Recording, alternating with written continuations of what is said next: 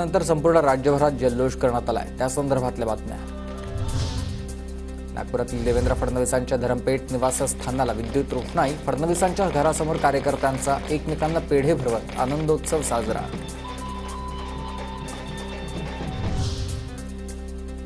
देवेंद्र फडणवीस यांनी मुख्यमंत्रीपदाची शपथ घेताच राज्यभरात भाजपकडून जल्लोष, फटाक्यांची आतषबाजी करत कार्यकर्त्यांकडून जल्लोष। देवेंद्र फडणवीस पुन्हा राज्याचे मुख्यमंत्री म्हणून विराजमान होताच साईनगरीमध्ये जल्लोष, नरेंद्र मोदी आणि देवेंद्र फडणवीस यांचे पोस्टर झळकावत भाजप कार्यकर्त्यांमध्ये उत्साहाचं वातावरण आहे। रत्नागिरीत मुख्यमंत्री देवेंद्र फडणवीस यांच्या शपथविधीनंतर भाजपाकडून जल्लोष, ढोल ताशाचा गजर, फटाक्यांची आतषबाजी आणि फुगड्या घालून आनंद साजरा।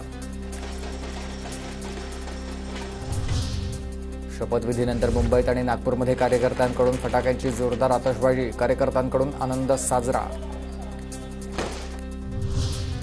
महायुतीच्या शपथविधी सोहळ्यात धनगर समाजाकडून नृत्य सादरीकरण, शपथविधी सोहळा आमच्यासाठी आनंदाचा क्षण असल्याची धनगर बांधवांची प्रतिक्रिया।